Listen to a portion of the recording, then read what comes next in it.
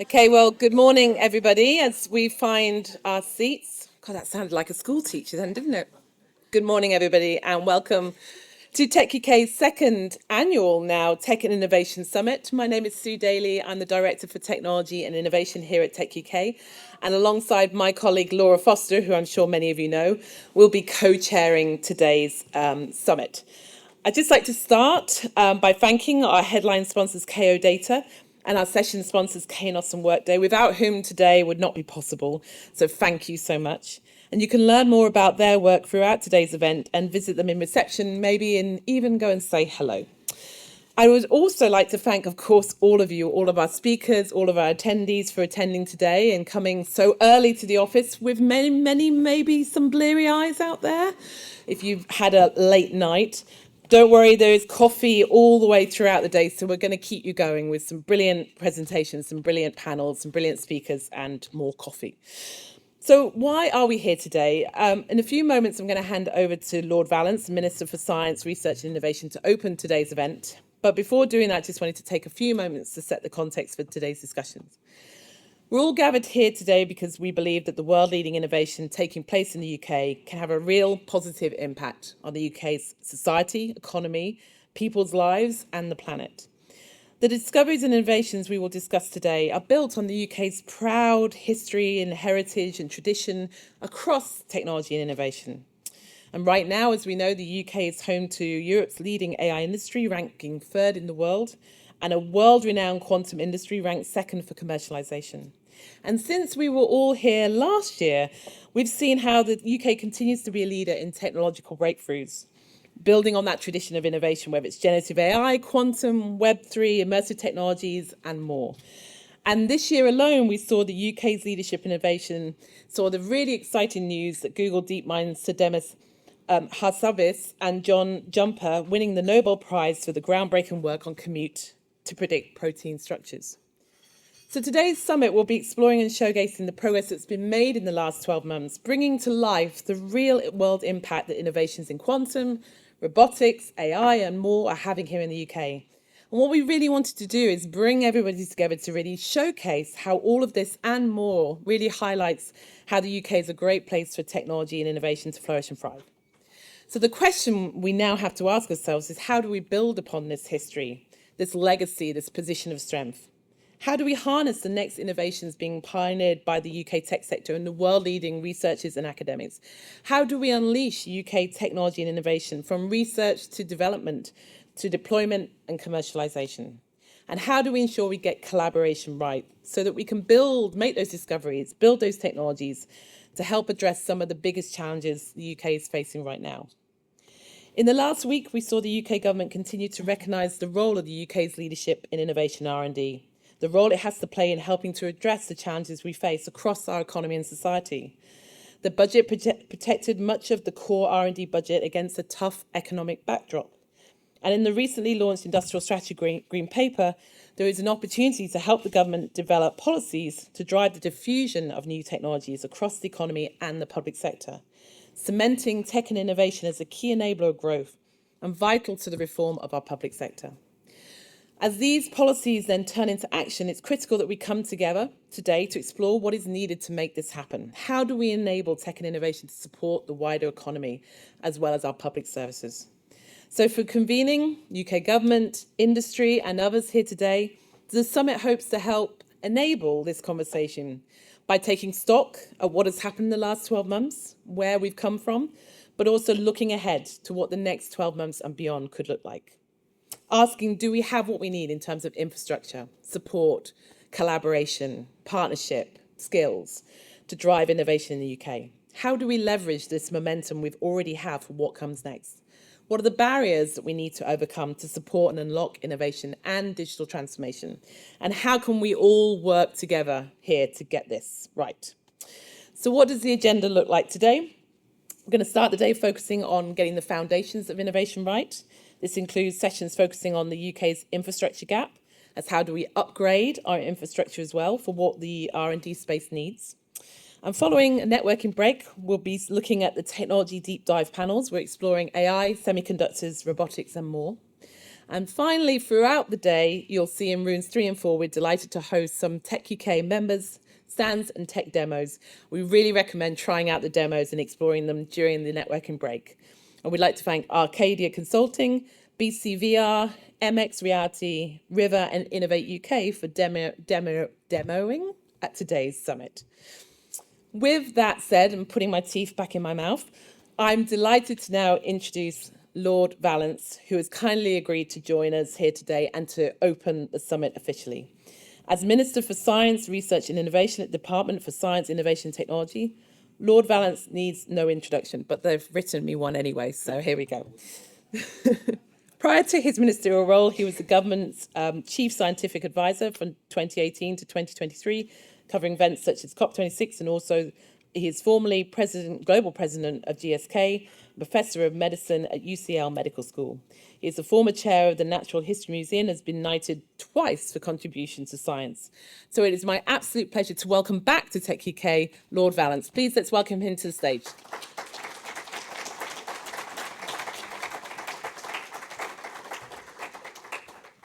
Thanks. It's a great pleasure to be here this morning. And I think it's obvious to people in this room, but it's not always obvious that any modern government needs to be good at science and technology and to ensure that that flourishes. It's important for every aspect of policy or operations. I can't think of a single area where science, technology or innovation wouldn't make a difference, whether that's housing, health, how we think about our roads and transport, how we think about communication, how we think about education of our children, every aspect, and that's definitely true for the 5 missions of this government. It's also obvious that science and technology is crucial for national defence and resilience and security, and getting it wrong comes with big consequences. And underpinning all of that, science and tech is crucial for economic growth. And you can't grow faster than average if you don't have a flourishing science and tech sector that's turning into companies. We know that 7 out of the 10 biggest companies in the world are science and tech companies. They grow faster than other companies. And we know also that the startups have the potential to really have high growth. So to achieve what needs to be done, we've got to champion the fast-growing science and tech industries that are going to transform our economy. But we also need to embed innovation right the way across society to ensure that every business, every public service, every citizen is prepared to seize that opportunities and benefit from the opportunities that science and tech present. So my message this morning is actually one of join up and of a whole systems approach. For decades, the UK science and tech sectors have been at the forefront. Engineering businesses like Airbus, BAE Systems, Rolls-Royce employ tens of thousands in communities right the way across the country. Whether they're designing the defence technologies that keep the nation safe or developing small modular reactors to drive forward clean energy. The pharmaceutical giants, GSK and AstraZeneca now, of course, is Britain's most valuable company, have transformed healthcare for billions here and around the world. And at the same time, we have a new generation of UK-founded tech companies. I stress the word founded because they're not all remaining UK-owned. And they're putting us at the forefront of the global race for technologies. Our thriving startup scene means that the UK now receives 2 times more venture capital investment than anywhere else in Europe. Our tech sector was only the 3rd in the world to reach $1 trillion valuation. Companies like DeepMind and Darktrace are harnessing the power of AI, either to do something miraculous like work out a new way of making medicines, or to protect us against the increasingly sophisticated cyber attacks that we know are going to become more frequent. And it's impossible to separate the success of the science and technology companies from the strength and breadth of the depth of our research base. We have 4 out of the top 10 universities globally, and as Sue said, 𝗍𝗲 𝗍𝗲𝗏𝘀 and Geoffrey Hinton became Britain's latest Nobel Prize winners for their contribution to artificial intelligence. Some of you may have been at the investment summit a couple of weeks ago. What struck me there as a really important statement, the number of people who came up to me and said, the importance of your basic research infrastructure is really important for us in terms of business and investment. So none of the transformative products and services that company can offer today would have been possible without decades of prior research. It was decades of scientific endeavour which meant that the world needed a COVID vaccine. It was possible to make one. The rather sudden success of large language models, which I think took lots of people by surprise, is the result of 70 or 80 years of research. It didn't actually come from nowhere. But the outcome of research and innovation is not inevitable. The scientists and engineers who worked on the first spacecraft, I think, could hardly have imagined how essential GPS has become in all sorts of different ways, including financial transactions and, of course, the emergency services.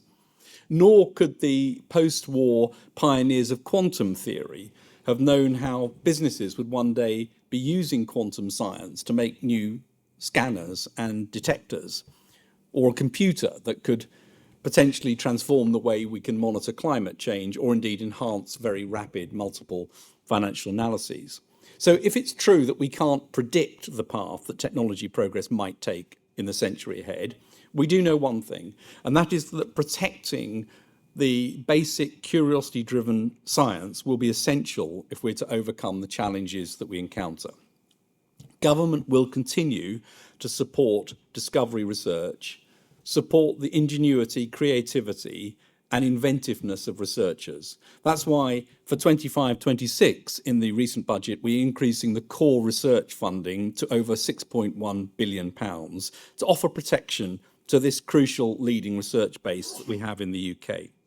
It's also why, and delighted to see Ilan here, we want ARIA to be a great success, because it's taking some of these extraordinary basic things and asking what could you do with those to turn that into answering a really key question. And that's a great new addition to our landscape.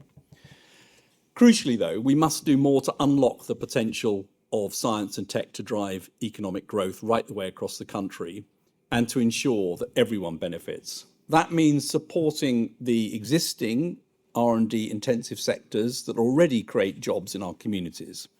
The industrial strategy identifies life sciences and digital and technologies as two of the key growth driving industries in the decades to come. And the Chancellor in her budget announced the first £70 million of a £520 million fund for life sciences innovative manufacturing, and £37 million for the Made Smarter Innovation Programme to try and help firms integrate digital technologies into the manufacturing process. R&D is the foundation underpinning success in every sector. We will support researchers in our universities to take their ideas out of the lab, onto the market and into our lives. And today, the UK universities, which definitely were not in this position when I was in the university sector some 15 or 16 years ago, today universities are more effective than ever at attracting investment and bringing ideas to market. The number and value of equity investment secured by academic spin-outs has increased substantially over 10 years or so, rising from about 1 billion in 2014 or so to over 5 billion in 21-22. And we know that when government invests in science and tech businesses, the public reaps the benefit. Every £1 Innovate UK invests in grants for business, innovation in particular, returns over £3, £3.60 or more in direct business benefit. And last week, again, in the budget, the Chancellor announced £40 million to increase the proof of concept funding to get spin-outs out of universities, that very start of the process. But even if we get more startups, we get better capitalized startups, we get the growth that we know comes from that. Too often, many of our companies, and I'm sure this will be familiar to people here, find themselves burdened by bureaucracy and regulation. And in 2022, the Business Perception Study, nearly half of all businesses agreed that regulation is an obstacle to success, while around a fifth found that regulation hindered implementation of a new product or process. That's why we have launched the Regulatory Innovation Office. The idea behind the Regulatory Innovation Office is to look at those areas where a company might need to go to 9, 10, 11 different regulators to get through and ask, how can we integrate that? How can we simplify that? How can we have experimental regulation that allows us to test things and actually progress at the pace at which innovation is occurring? How can we ensure that our regulators have the right skill sets there? And the Regulatory Innovation Office is there to try and do that. We've rather deliberately, very deliberately, picked 4 areas to go after, first of all. And people will say, well, why not do everything? Well, the answer is, I'm very worried if you try and do this across all areas, you're going to simply try and boil the ocean. It'll be slow, it'll be difficult, it won't work. If we pick 4 areas, show what can be done and do it well, then I think there's a real chance of changing the whole system, and that's what we intend to do. No sector ultimately will be excluded from the scope of the office. But if we support innovation, then government must lead by example, and we spend over £390 billion per year on public procurement. And yet, in 2021, only 12% of central government procurement was to SMEs, down from 14% in 2020. The Procurement Act comes into force next year, and we want to make the most of that new buying power to boost innovation and growth. We want to simplify the procurement process, make it easier for government to deal with SMEs, and particularly to make procurement of innovation a priority. This, I think, is going to be important. If we can give that signal to companies, it's going to help in terms of investment and their growth. The government will seek to use procurement to be an early customer of high-tech businesses, learning from models such as the National Security Strategic Investment Fund. This will not only help our domestic companies, but enhance public service delivery. It's going to be good for actually what we want to do. And yes, of course, I've talked about the beginning, I've talked about startups, I've talked about regulation and procurement. Yes, scale-up capital is critical. That release of scale-up capital and the need to get the pension funds in particular to be able to release large amounts of capital into the system is critical. And as you know, there is a review to see how much further and faster we can push the Mansion House Compact and the various things that come as a result of that. But let me move to AI. We're only going to succeed in harnessing the power of science and technology if we take decisive actions at every step of that pathway.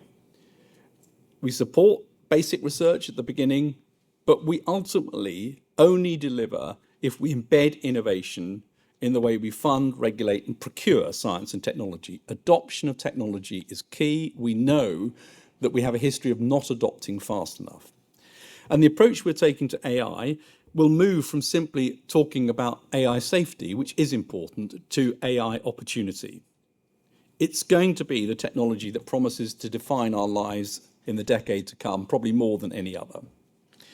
In this year, we commissioned Matt Clifford to develop an ambitious AI Opportunities Action Plan, and that will come out soon. This will set out how we intend to grow the UK's domestic AI sector to ensure that it can scale and compete on the global stage, ensuring that global AI companies want to call the UK home.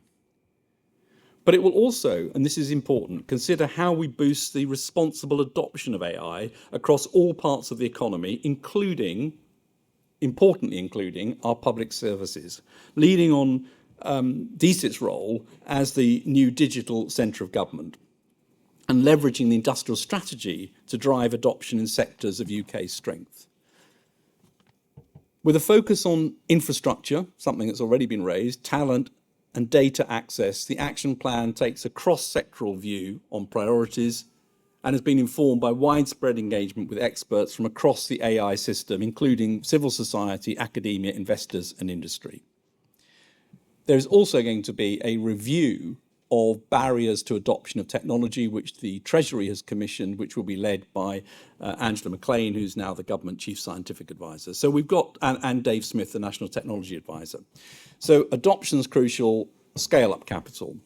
So let me conclude by saying in the budget, the government showed, I think, how seriously it takes science and technology. In a budget that was very tight for all sorts of reasons that we know about, money was ring-fenced for science and technology, and not just to support academia, but specifically to drive that through into growth. and the opportunities for companies. Innovative technologies that can transform the quality and efficiency of hospitals and schools. Science and technology startups and scale-ups that create good jobs in communities right the way across the country. And yes, basic curiosity-driven research that will give us no economic benefit in the next 5 years, but in 30 years' time, somebody will be very, very pleased that we did it. That's why, in what was a difficult budget, we didn't shy away from investment. It's why government R&D spending as a whole has risen to a record level of £20.4 billion for 25-26. There's just one simple thing to do now.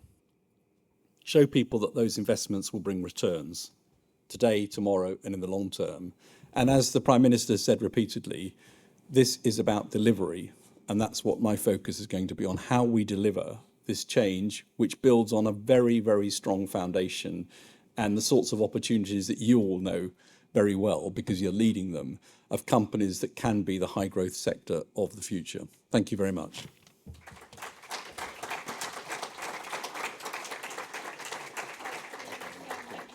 Being here with us, and we're definitely on that journey. And great. Please think of techUK as a key partner to helping that delivery. So thank you so much. Thank you very much. Thank you so much. The Minister has to leave us, but thank you so much for joining us.